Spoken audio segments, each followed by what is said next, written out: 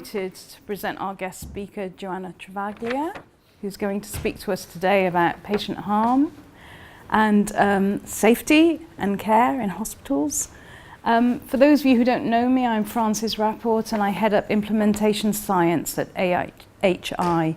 So if you'd like to join with me in giving a very warm welcome to Joanne, thank you for coming. Thank you. Thanks, Frances. Thank you for asking me back here. I mean, it's wonderful to be back at AIHI to do this presentation. I've taken a bit of a different tack, and I hope that's okay for you. It's because I know so many people here so well, and I know your work so well. Rather than present what I'm doing, which is, you know, the usual stuff, I wanted to present a little bit of the kind of things that we're thinking about and a bit of a thought experiment about some of the issues around patient safety that kind of will push the boundaries. So I hope that's okay. So it's not a particularly polished empirical one. It's more of a, you know, will you come on this journey with me and see where we end up? And I'm hoping we end up somewhere completely different from where I set up. So I've called the presentation Populating Patient Safety and Intersectional Approach.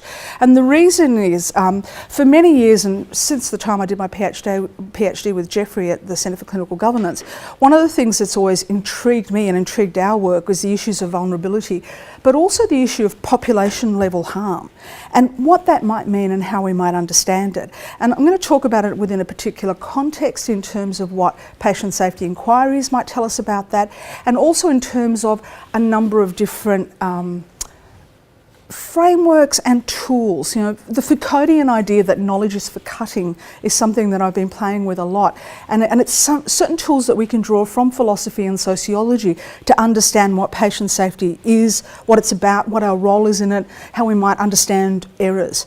The funny thing is I'm not a philosopher, I'm a sociologist, and there was this Twitter debate not long ago from people who are philosophers saying, you know, all these non-philosophers using our tools, we're not so impressed, so don't tell them. If there's any genuine philosophers, don't tell them.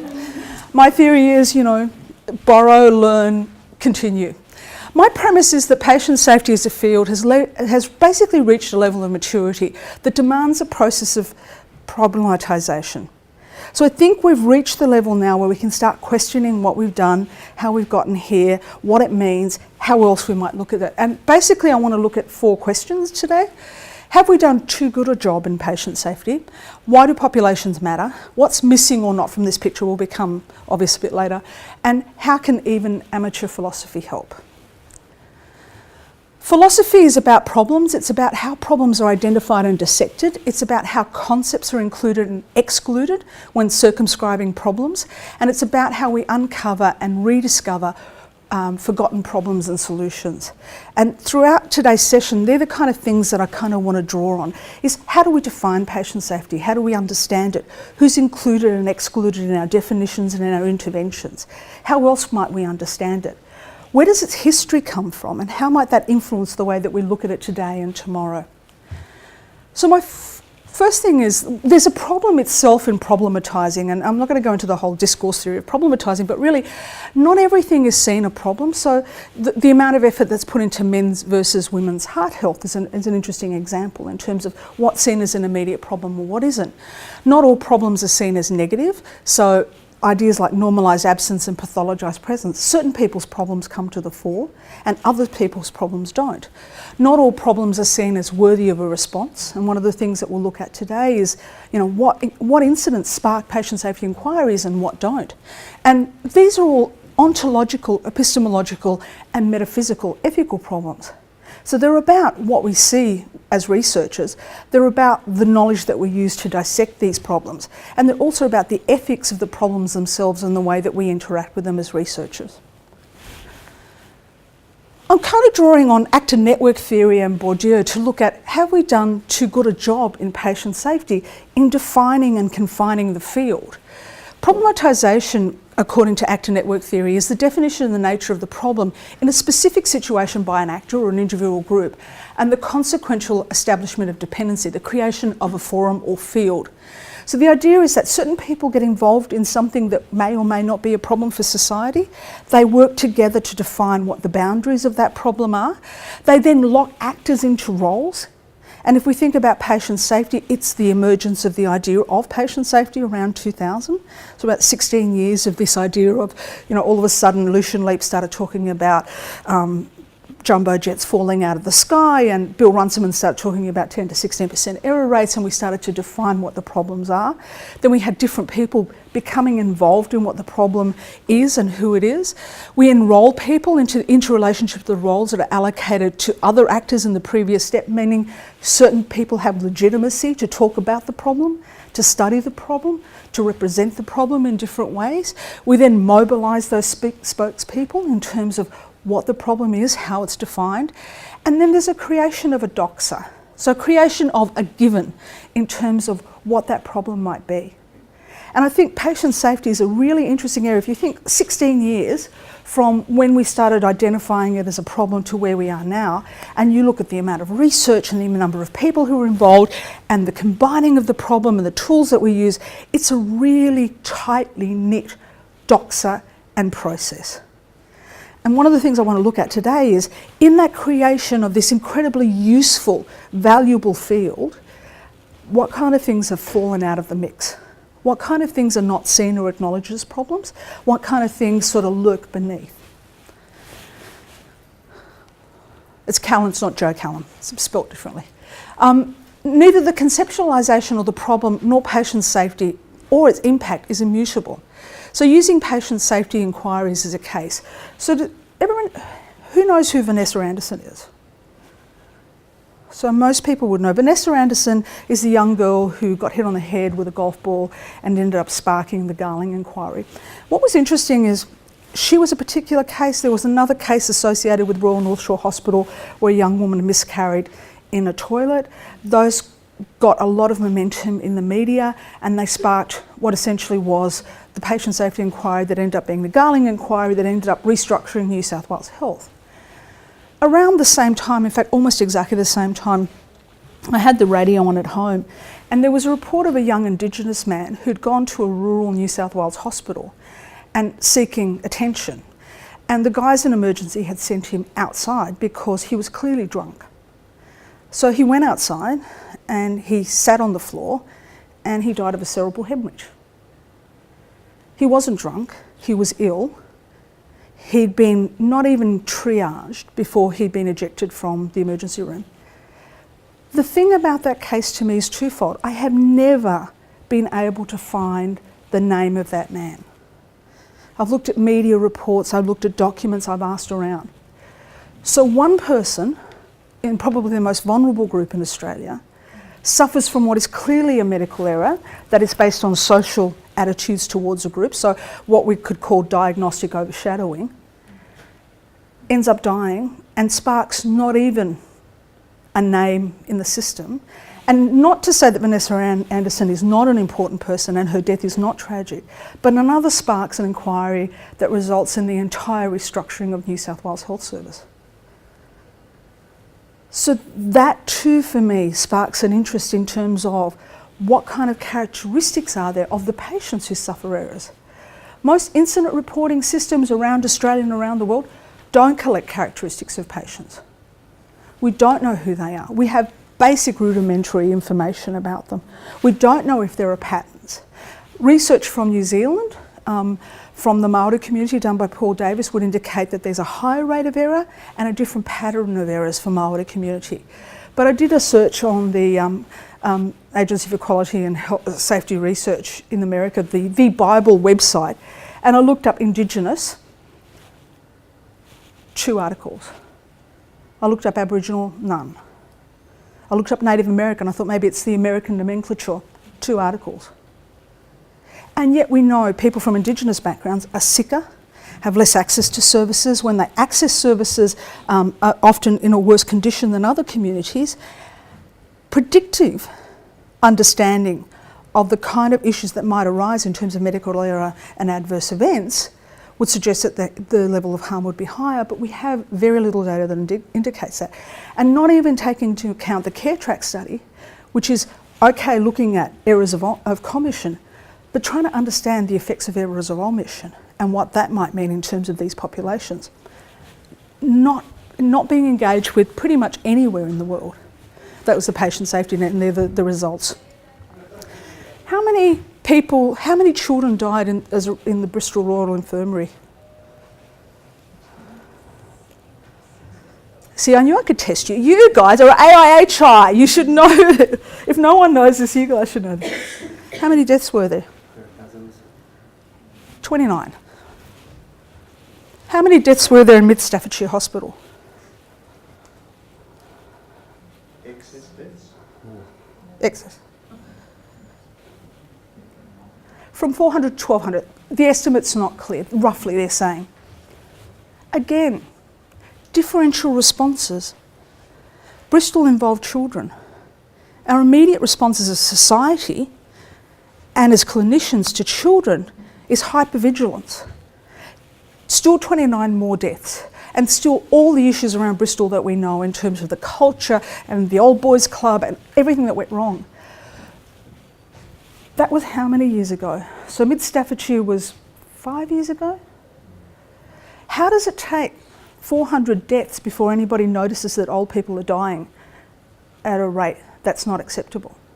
How do you get from 10 excess, 20 excess, 50 excess, 100 excess, 200 excess, 400 excess, 900 excess, 1,400 deaths in a hospital in the middle of the UK, in the middle of the NHS, before anybody bothers to say, there is something seriously wrong here? The risk is not evenly distributed. And it's not understood well by researchers. If you look at all the research around Shipman and the number of people he murdered roughly about 460 people, the majority of which were elderly women. And there's lots of debates about how he was a sociopath and a psychopath, but two things stand out for that. Firstly, it's that thing about isolated individual women living in the community, dying. The other thing is his words. He was saving the NHS money. These were people who were demanding resources that they were clearly not entitled to because they were elderly, and they were demanding and they were annoying. Not to make too big a link, although that's what I'm trying to do here, is to be a little bit provocative. A lot of the arguments around bed blockers, a lot of the arguments about all the resources in the healthcare setting being applied to people in the last year of their life, it's women who live longer. It's women who will be more isolated, who have fewer advocates. What does that tell us about the inherent risks within the system for individual people, and particularly the most vulnerable? Not all deaths are worthy of an inquiry, and this was 2009, around the same time as Mid Staffordshire. There was deaths of 92 elderly people, and basically the NHS said it really didn't warrant. It was not an issue of national importance that 92 people had died. It was an issue of national importance once people started leaking that 1,400 people had died. But what's a cut-off? And the issue is not the inquiry for me. The issue is the attention that's paid to the patterns at population level that everybody seems to be missing. So then what? Liam Donaldson said, I think the way in which recommendations of inquiries are framed is very critical. In my experience, while the recommendations of inquiries are very helpful, sometimes the inquiry does not have expertise to redesign the system that it is inquiring into, and very often they try to do that. You're sometimes stuck with recommendations which, as a manager or policymaker, you know would not work, but at the same time you want to take on board the inquiry's findings. Which is, I think, one of the hints when we look at inquiry recommendations now. Most of them go back to the three, and this is work that Jeffrey had done, which is restructuring, which we know doesn't work, training, which we know only works in terms of skills development, and yet another guideline or policy to add to the other guidelines of policies, which are weighing people down. So we're looking at recommendations that reflect a view of the world in terms of responses to clinical errors that don't take into account the patterns that occur at a population level or at a group level. They're organisational responses, but they're not responses that reflect how and why people are harmed at a larger level. So why should we consider a population perspective? Well, for me, populations matter for all the reasons that I've talked about. We need to redress the position. I think one of the things that's concerning to me about patient-centred care is the philosophy behind it's really good, but it's still the medical gaze on the patient, and it's still patient, not patients. It's still about the individual as opposed to whom, what group the individual fits in and what kind of added risks and issues might come with that. There's plentiful evidence that although the potential for errors are universal, errors are not and never have been individually evenly distributed. Some people are at higher risk. These are just lots of the different inquiries. There was a fantastic piece of work done as an ARC where they looked at all the psychiatric inquiries, and some of the first inquiries into vulnerable groups and harm go all the way back to the 1850s in South Australia. So none of this is a surprise. We've known for years that people are more vulnerable. And if you look at this slide, and forgive me those of you who know me because I keep putting up this slide, but Jeffrey and I were looking at this slide which came out of a report we did for the CC, and we're looking at it, and I'm looking at long stay patients, the elderly, people with learning disabilities, children, the elderly, women, psychiatric patients, women, children, the elderly, psychiatric patients, women, children, the elderly, isolated people, psychiatric patients. It's standing there in front of us, and yet nobody engages with it. Now, of course, if you're talking about gynecological errors, it's going to happen to women. But one of the things, if you think about Graham Reeves in Bega and Harold Shipman, we were trying to find evidence of a case where a doctor had systematically mutilated men, and we couldn't find one. You look at cases where doctors have systematically mutilated women, and you find cases all over the place. And it speaks to the vulnerabilities of women and shame and embodiment of error, which is another area that we don't engage with. The errors do not occur to a disembodied patient. They occur to a flesh and blood person who then lives with the consequences of them. So what does the embodiment of error on those patients and the carers who take care of them and their families mean? What does it mean when it happens? What does it mean a year after it happens? What does it mean 2 years after it happens? Does it matter that you lose your leg to wrong site surgery compared to losing your leg in a car accident? What does it do to you if you knew it was preventable? We don't have an understanding of those issues in any detailed way. We asked people in the research that we did for the Clinical Excellence Commission who's at risk at healthcare, and I love this list because basically the only people, and this is most of it but not all of it, the only people who are not listed are middle-aged white males. And this is from clinicians. We asked them who is at risk within the healthcare service. And these are the ones they rattle off. If they're all the people that clinicians think are at risk within the healthcare service of errors and adverse events, what does that tell us about the services itself? And what does it tell us about the underlying social problems? Because yes, they did mention people with comorbidities, but that came a long way away down from people who are cowed and elderly and have disabilities and communication issues. They also mentioned themselves first, which Jeffrey thought was really naive of me not to think that would happen. But clinicians themselves also felt vulnerable. I'm not going to go through this, but I was trying to extrapolate from that different forms of vulnerability. And in terms of errors, we're very good at sort of the biogenetic vulnerability, and we do talk a lot about in terms of sort of organisational vulnerability and team vulnerability. I think we spend a lot less time looking at population vulnerability, spatial temporal vulnerability, which is one of the areas that we're interested in, and I'll mention in a little while, and also structural vulnerabilities. So we're trying to do some work on that at the moment. I started looking at intersectional theory, which comes from sociology, because to me it provided some way of understanding the additive nature of risk in terms of adverse events and medical errors. Sorry, I'm losing my voice. Intersectional theory comes from critical race theory, and basically it argues that individuals have overlapping and intersecting social identities which interact on multiple and often simultaneous levels and related systems of oppression and discrimination. So forms of oppression are thought to interrelate, and thereby creating a system of oppression that reflects the intersection of multiple forms of discrimination. I know it sounds like sociology babble, but all it says is that it's not just one person experiencing one form of risk, that there is an additive nature of risk. And I want to show you some examples that I worked on with my colleague Hamish Robertson, who's a geographer. So Hamish and Nicholas did some work looking at spatial vulnerability in Sydney. So that's about middle of Sydney. We know half the population lives over here and half the population lives over there. And we were looking at distribution of things like services, health services. So this is where the hospitals are.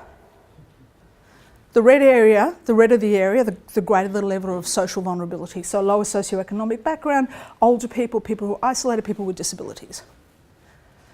Okay, you can't have hospitals everywhere in Sydney. We understand that. They're expensive to build, it's difficult. So if you can't have hospitals, the next best thing would be to have ambulance services to ferry you to the hospital, right? Ambulance services. Okay, so again, big areas. High density over here where the vulnerability index is lower, much sparser here where the vulnerability. And remembering that Sydney's here, so half the population lives over here. A lot of people say, well, it's because people don't live there. Well, they do. So not hospitals and not ambulance services. But if they're elderly, they'll get other types of services as long as they're assessed, right, from the ACAT teams. Oh, wait.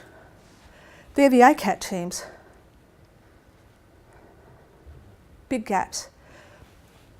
Okay, so no hospitals, longer distances, longer wait time in terms of ambulances, less access to assessment, but it's okay because at least they're going to get hot meals, right? Because Meals on Wheels is a voluntary organisation and they're evenly distributed because they're voluntary, right?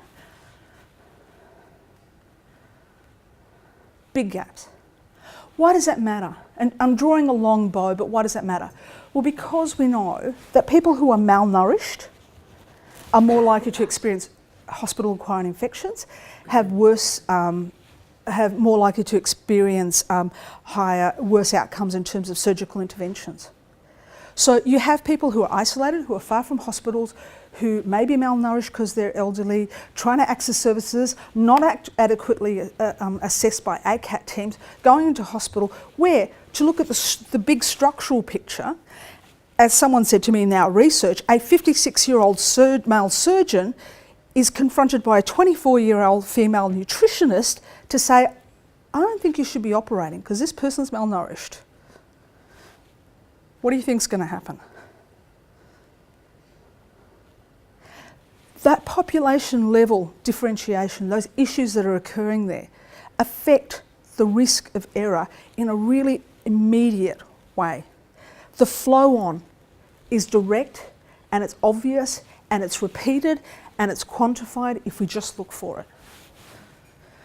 Accessibility to services is the same problem. We also have things like cascade iatrogenesis. If we want to go technical, this is really interesting to me because people started talking to this around 2000 and it kind of has dropped off. It's like when one error leads to another error, which leads to another error. We're talking about the elderly all the time in terms of serious adverse events leading to other problems, leading to errors of omission. A really good case study in the worst possible way of this is people with disabilities. People with disabilities have poor access to all types and levels of healthcare. There's inappropriate environmental and design of equipment and treatment spaces, the height of examination beds. Don't know if you've ever thought about whether how someone in a wheelchair is going to get into a breastfeeding clinic in terms of those nice vans that park in the street. How do you get into one of those if you've got a wheelchair? Not possible. Limited clinician experience and lack of training in diagnosing and working with people with disabilities, still 2016. Hyper focus on the disability rather than the individual and their conditions and concerns. Diagnostic overshadowing. Increased probability of overall health conditions will be misdiagnosed or untreated. Patient difficulties in expressing pain. Lower levels of participation in screening. Lower levels of general health literacy on part of patients. Poor and inadequate communication on part of healthcare providers. And lack of recognition of concerns of patients and families. It cascades, one upon the other. People give up. People with disabilities routinely and their families routinely give up. It's just not worth it. They don't get screened. They don't go through the processes because really the effort, as one person who is a quadriplegic said to me, my regular GP was away and the only other place that the other GP could look at me was in their car park. Not going to do it. So when we look at vulnerability and we look at some of the issues at population level, I think we need to look at these multiple layers of things. We need to look at the social factors that we talked about. You know, knowledge is power. Who knows? Where would you go? What kind of information do you have access to? Who knows how to treat you as an individual while still taking into consideration knowledge of your particular situation, condition, experiences? What are the issues in terms of structural forces? And where are the hospitals located? Where are the services located? How do we deliver those services? We know that people in further west have people who are less trained, stay for shorter periods of time, aren't embedded in the community, don't know the particular issue. What are the systems issues in terms of increasing particular groups' potential for risk? What are the situational issues for the particular community in terms of their concerns? For example, talking to a colleague of mine who's a lawyer the other day, and he said that every single person who's been prosecuted for willingly infecting another person with HIV/AIDS in Australia has been African. How is that possible? How is that possible that they're the only ones who, people with African background are the only ones who've been prosecuted? What does that say to the African community in terms of accessing support and resources? And then there's the symbolic. And I think this is one of the areas that fascinates me, that is we least understand. The notion of symbolic violence and epistemic injustice. So speaking about people as bed blockers is a form of what Bourdieu would call symbolic violence.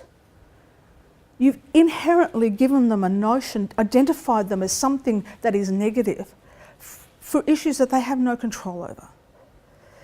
There's epistemic injustice. It's not just that people don't listen to patients like Josie King's mum, who said there's something wrong here in terms of my daughter's condition.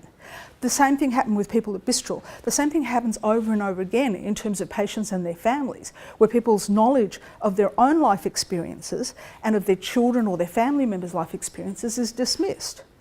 And yes, we can put that down to clinicians being rude or tired or overworked or incompassionate. But there's also a form of epistemic injustice that says your testimony is not worth as much as my experience. And yet, as someone really rightly said a few years ago, the patient is the only person who's there all the time. They're the only one who knows everything that's gone on beforehand unless they're unconscious. And yet we dismiss their concerns and their knowledge and their experience far too quickly. And for me, it's an epistemic injury, not just unprofessional behaviour.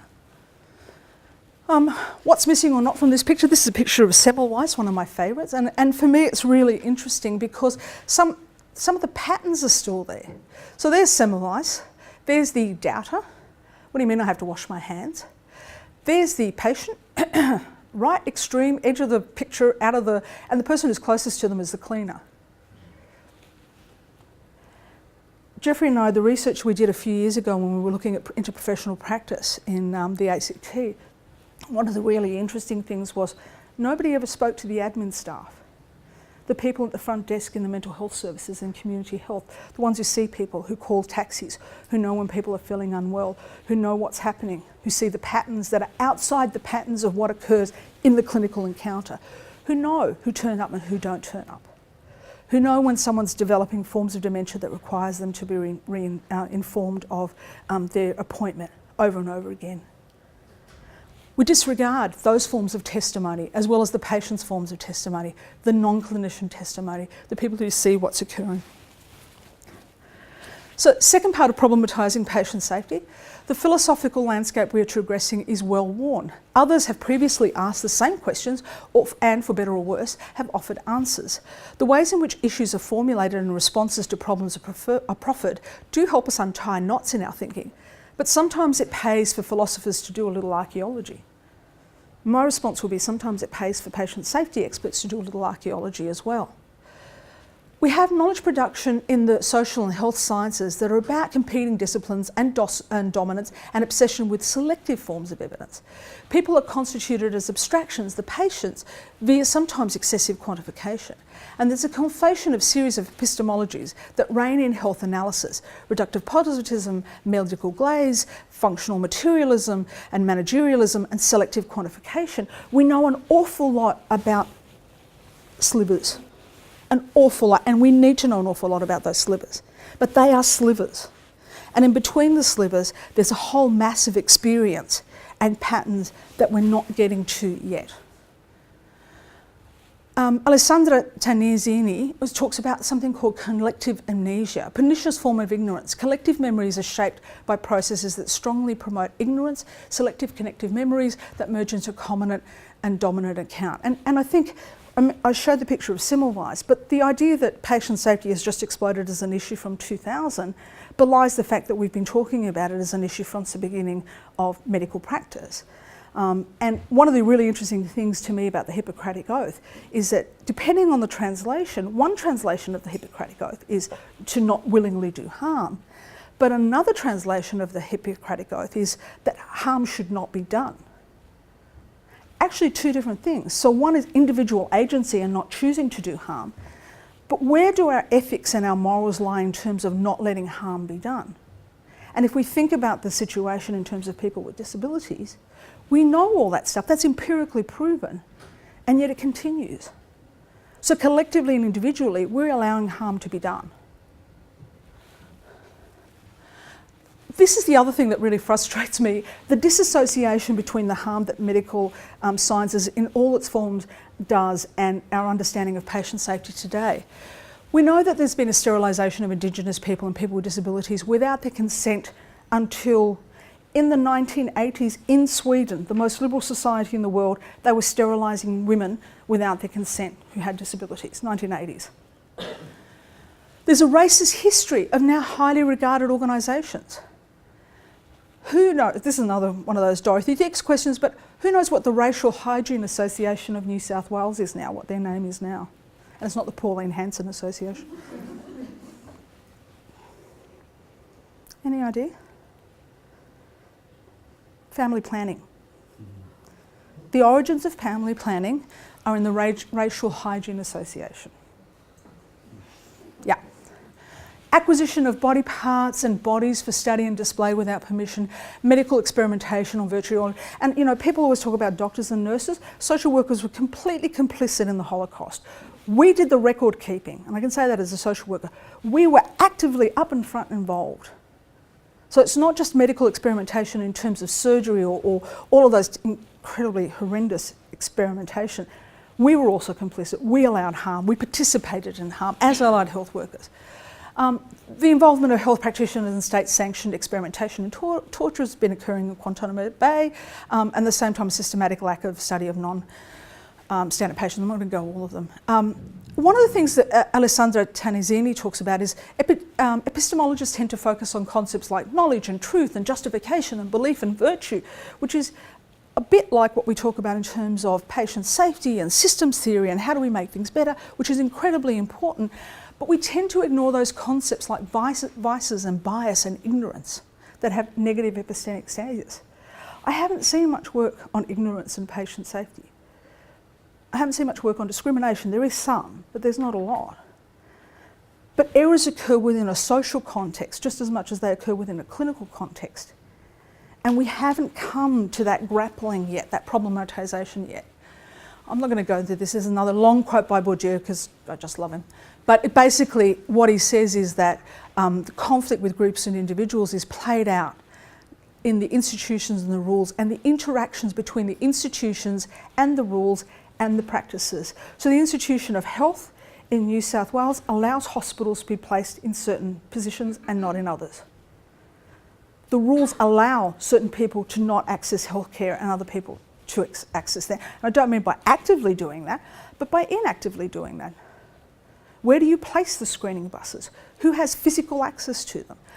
Where are the two premier cancer centres in Sydney, in New South Wales? One's at Randwick, or soon to be at Randwick, and one's 10 minutes down the road at Camperdown. It's 2016. Where do we locate our best and brightest within 15 minutes of each other? What do we know about the association of things like obesity, depression, all the other factors that occur to people from lower socioeconomic background? Higher rates of virtually all forms of cancer, not all. Where are people from lower socioeconomic background tend to be located within Sydney? Yeah. Yeah. Yeah. Yeah. Yeah. It is that interplay between history and rules and recognition and understanding what this means. So Anne Phoenix, who's a sociologist, talks about normalised absence and pathologised presence, which is to say that the dominant culture is normalised and absent. We don't talk about it. It's as though, you know, the old joke about what's the difference between Australia and yogurt? Yogurt's got a culture. We have a culture. It's a dominant culture. It determines where cancer centres are located. Pathologised presence talks about the other as though there is something inherently wrong with them. The bed blockers is when you talk about them, but not about the dominant culture that locates where those services for the bed blockers should be. So really we're talking about exclusion from research, from data collection and from engagement for vulnerable people. So we routinely screened out. I was on an ethics committee and I don't ever remember a proposal that went through the ethics committee that wasn't specifically about CALD that actually include CALD. Because it was always like, it's too costly, we don't have money for the interpreters, we don't have money for the translations, constantly. So we're building up a massive body of knowledge that systematically excludes people. We don't want to do Aboriginal because it's too complicated, we're not part of the community, it's too difficult, so we're going to systematically exclude people from Aboriginal backgrounds. The worst one I ever heard was a study that apparently is absolutely genuine that looked at menopause and used male mice. Explain, anyway. Pathologised presence, perpetually in the too hard basket. It's just, we can't, it's too, we've got to do the mainstream before we do anything else. But what's really interesting to me as a health services researcher is the really cutting edge service delivery models are coming from vulnerable communities. So South Central Foundation and the Native Alaskan Medical Service, which is essentially an Aboriginal medical service, which was one of the poorest performing services in the whole of the States, is now deemed by Don Berwick as probably the premier health service in the world. Dealing with people from Native Alaskan background, they have improved population level outcomes in things like cardiovascular disease, reductions in the use of emergency departments and services, focusing on vulnerable groups. The same things with Jeffrey Brenner and Camden and the hotspotting experiment, where he's reducing costs, improving outcome, looking at population levels. That's where the really exciting work is, and we're sort of doing, and I conclude myself in, you know, the mainstream. Tricia Greenhalgh's just published a paper in 2015, and I know you know all of that. One of the things that was really interesting to me is that she was lamenting on Twitter that nobody is citing it of all her papers, and yet she thinks this is one of her most important ones. It's about the nature of bias of patient in evidence-based medicine, including power imbalances, and a focus on access, which I'll touch on a little bit. Okay, so this is my question to you that I'd love to talk to you about a bit later on, which is, have we been focusing on the wrong things? We've been focusing on systems, which is absolutely right in terms of patient safety, but we've been ignoring structure that locates services in certain places and allows the most vulnerable people to not have access to multiple forms of services. We've been looking at blame and avoiding blame, as it should be, but not necessarily addressing agency and that notion of collectively allowing harm to be done. We've been looking at culture, which is really important, but not at context, the context of the groups who are experiencing the errors, or the context of the people who are operating within those groups, so in terms of the service delivery. We've been looking at expertise versus care, and what care might mean. One of the things that was most striking about Mid Staffordshire Hospital is a lack of care. So people didn't just die because of inadequate medical interventions, as you all know. They died because they died of dehydration. They died sitting in their own faeces. That's not a question of clinical service delivery. That's a question of how many health services managers walked past while they were sitting in their beds. How many cleaners walked past? How many allied health workers walked past? How many pharmacists walked past to deliver medications? How many people walked past while, you know, up to 1,200 people died sitting in those sort of conditions? That's not about expertise, that's about care. We look at errors as opposed to the impact and the differential impact of those errors, omission and commission, and for different groups. And this is an interesting one. Michael Porter's talking about this more and more in terms of access versus outcomes. You know, when we talk about vulnerability, almost inevitably people talk about access to services. I'm kind of sick of access to services. I've been working with CAL communities and people with disabilities for 30 years now. we're over access. What is the equality in terms of quality, safety, utilisation and outcomes? What are the interventions we're putting into place now, including in interventions to try and circumvent errors that result in positive outcomes for people, and particularly the most vulnerable people? So how can philosophy help? This is a bit you can't tell real philosophers I'm doing. By re-problematizing the normal. We know that from our study of inquiries that there were lots of things that occurred over and over again. They occurred in Mid Staffordshire, they'll occur in the next one, they occurred in Bacchus Marsh. They'll occur in whatever the next inquiry is. And part of it is this stuff. Patients and families, not informed members of the team. Teamwork was deficient. Critics were abused and ignored. Individual care providers and patients raised concern and they were ignored. So it's not about the expertise, it is also about the expertise, but it's also about these social dimensions of how we treat people, how we care for people and how we interact. These are some actual reported incidents to reflect on the things that we've just talked about. Unsafe discharge of a patient to go home without adequate planning and consultation. Intubated patient left unattended by nursing staff, presented at the ED after overdose and was not assessed by mental health team or liaison officer prior to discharge. Thin fluids, thick fluids and blended diet recommended on ward round when speech pathologists had recommended nil by mouth. Now you can read that as a clinical thing. You can read that as a clinical or lack of interprofessional practice. But I can bet you that the speech pathologist is probably, in all likelihood, given the statistics, a young woman. And there's also epistemic injustice in the understanding we have of people who provide advice that is based on really solid evidence that is not taking into account when it comes up against more powerful clinical groups. Unsafe discharge resulted in wheelchair-dependent client being unable to physically leave or enter his home and unable to visit his GP for supervision. Patient health for a lengthy period of time in police divisional van. Patient's boyfriend observed pushing the patient's PCA button for her. Why was there no reflection on what was happening with the patient that she couldn't press it herself? Patient non-compliant with medical advice, really. Client requested copies of prior screening films and copies of result. This was an incident report. The client dared to request copies of prior screening films and copies of their results. What does that tell us about the epistemic injustice in relation to the perspective of the patients that are being treated? Okay, so how can philosophy help? And I'm kind of pulling things together now. Tunisian talks about epistemic humility. We need a good dose of humility in terms of what we know and how we know it. Frickers talks about epistemic injustice, which I've talked about in terms of denial of testimony and knowledge of patients and other staff member. Bourdieu talks about symbolic and historical violence. And one of the things that I would talk about is the perpetuation of that violence that continues to today in terms of how we represent the elderly, people who are mentally ill, the homeless, who interact with our services.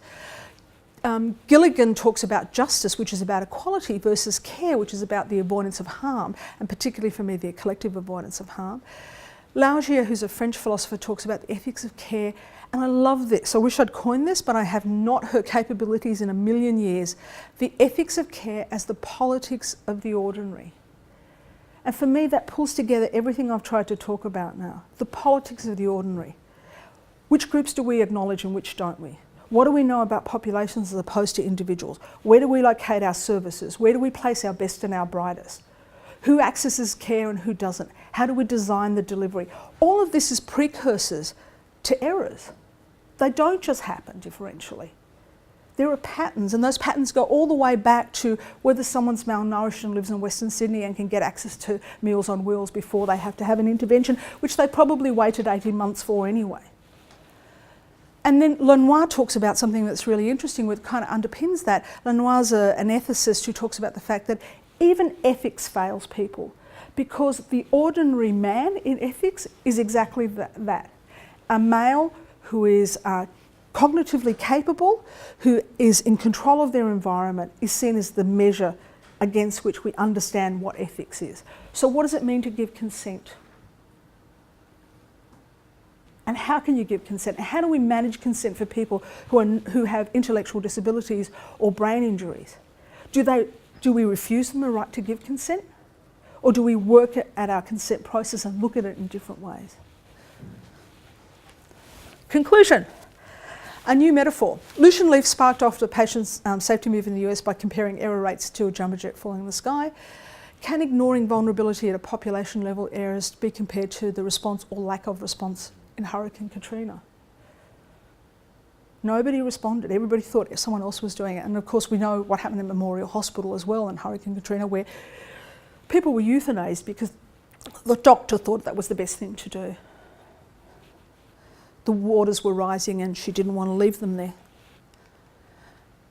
Carol Gilligan's definition of an ethic of justice proceeds from the premise of equality, that everybody should be treated the same. An ethic of care rests on the premise of non-violence, that no one should be hurt.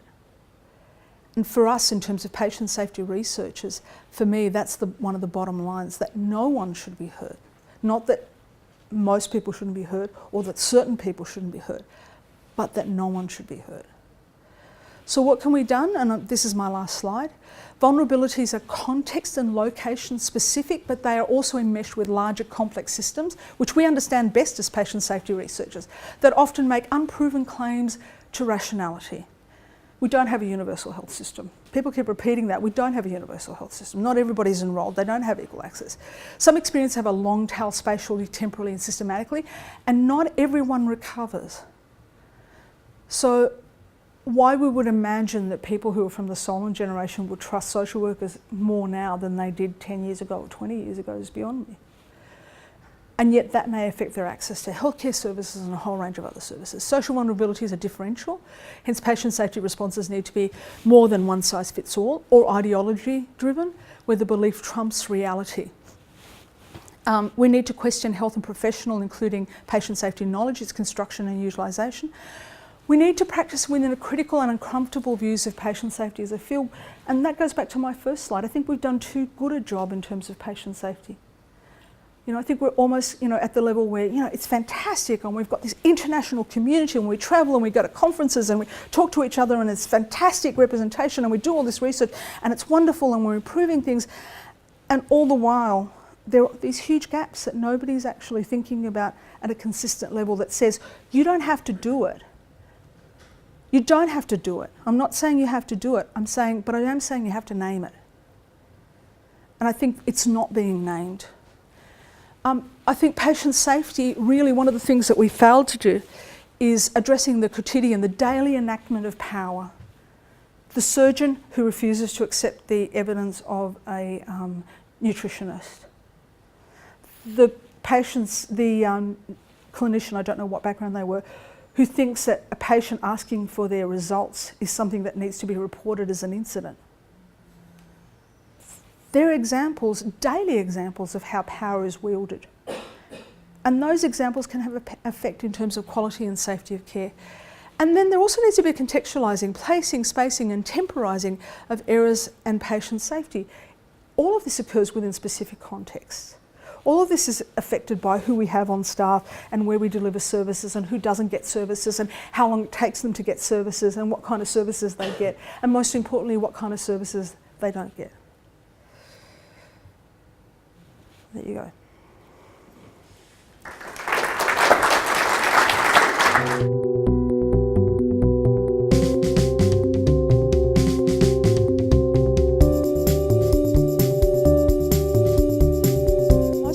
Have exactly as much time as they have to deal with the person in front of them, and that's true.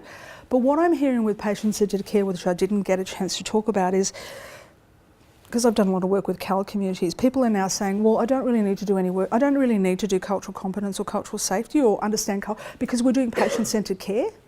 So it's one-to-one, it's patient-centred. So everything I need to know from the patient is about what I ask them and how I relate to them. And there's a significant danger in that. And I've got to say, I'm, again, in two minds about this, because having worked in multicultural health for so many years, I have seen, and Les and I were involved in stuff years ago, I've seen the most horrendously awful material developed in terms of CAL that would be actually better if people didn't know. So, and this was last year, I went to a disability conference where one of the people presented material that started with, Asians are humble, and so when you deal with Asian patients, you should, in 2015, but there is a danger with patient-centred care that says it's me and them, without an acknowledgement of the context or the experiences, the group context, the reason why people... to give you one of the best examples I've ever heard, which is really interesting to me. So this is many years ago. Actually, when Liz and I were working together, we were talking to the ambulance service, and they gave an example of a case where they went to get this woman. She'd had a fall in her home, so they went to pick her up, and they got there and they said, look, we're going to have to take you to hospital. It's you're okay, but we need to have you checked over. And she said, I need my passport. And one of the ambulance services said, no, we're going to Randwick. And she said, no, I need my passport. I need my papers. And he said, no, we're going down the road. The other guy said, okay, where's your passport? Where are your papers? Got the passport, got the papers, got the patient. Why? Most people here know. She was a Holocaust survivor. She's not going anywhere without her papers, because she knows what happens if you're put somewhere else that you have no control over without your papers. So that contextual understanding of that ambulance driver, you can argue and discuss and do all of that for the individual. And he was being really caring. He was trying to reassure her and calm her and say, we're going 5 minutes down the road, completely ignoring the fact that this woman has a history and a background that is a collective history and background that we can access, that we can understand. And it may or may not apply to the individual, but if we don't have an understanding, we won't know the questions to ask or the processes. And for me, that's the tension.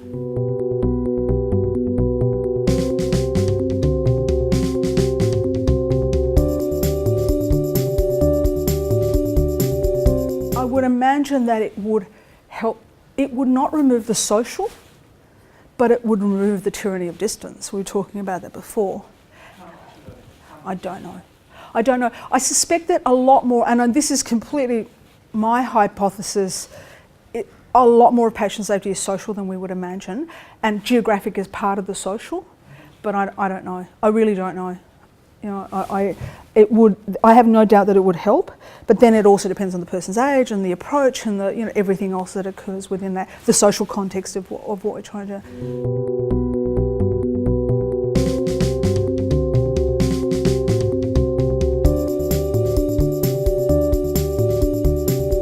I can't tell you how many grants I've put in thinking about trying to work out what are the differential rates of errors across different communities. And the worst response I've ever had to a grant in my entire life is a response that I got from Faculty of Medicine, which said, this isn't an important issue. Really? Yeah. So step number one is just trying to work out, maybe I'm completely wrong. Maybe the error rates are absolutely universal. Maybe they're proportional. I sincerely doubt it. The first thing I would say, and the reason I'm being provocative here, because it's AIHI, you are the preeminent institute in Australia and one of the preeminent institutes in the world, is to say, why do we not know? Why do we not know if there are differential rates? Why do we not know if there are differential patterns of errors? Why do we not know about whether clinicians' attitudes towards the patient, be they homeless or elderly, whether that affects the type of errors or the rates of errors or the rates of adverse events? Why do we not know about errors of omission in the same way that we know about errors of commission? And I know why. But those sort of questions, fundamental, basic questions, from which we can argue all sorts of things, would be really practical projects and outcomes that we could work on.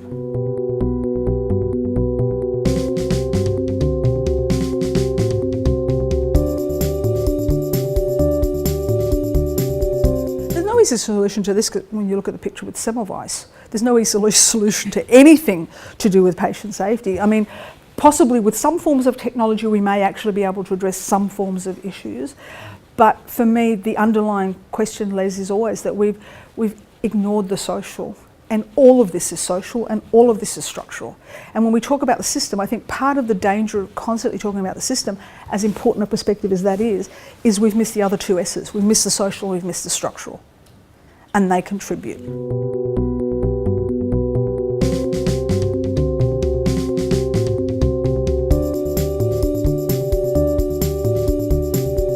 Yes and no. I mean, to be really honest, I didn't mean, I was being a bit flippant. I think for me it's that, it's the three things that everybody keeps returning to: restructuring, training, policies. The training of students at undergraduate level, it is occurring, people are doing it. It's really interesting. I was listening to someone who's doing work on empathy, and they found that once people had experienced an error as a clinician, they were less empathic rather than more empathic. And so there's other factors at work. I suspect that telling people about it in undergrad, we can do some of the work there, we can prepare them, we get them to think about things. I suspect it's not until they get into the actual setting that we can work with them. For me, it's that mechanism of let's go in and do training on patient safety, let's go in and do training on vulnerable groups, let's go in and do training on hand hygiene, let's go in and do training on, let's keep layering this stuff over and over again on top of your daily workload, and then we'll come out the other side. And, you know, I think the approach is wrong in terms of how we can actually affect change. Some of it's really deep-seated. Some of it is, you know, when I was hinting at there is no reason, even though we are caring professions, there is no reason to assume that people in healthcare are any less racist or biased than the population in general. Maybe slightly so, maybe slightly so. Why would we assume that those attitudes do not affect the way in which they interact with their patients? You know, why would we assume that that doesn't affect the way in which we deliver services? But, you know, the example of the Indigenous man that I was saying before, that was clearly an attitudinal problem. Was that a once-off? Absolutely not. Speak to anybody in an Indigenous community and they'll tell you what the experience is in delivery of services. Speak to elderly people in terms of the amount of time. We don't even structure our services in a way that acknowledges the fact that our population is ageing. So it is education in the long term, but it's also thinking about, and there's no easy solution, thinking about some of these deep-seated issues that do affect the quality and safety of care. And you're right, Les, it is about quality, but for me it's the cutting edge is safety.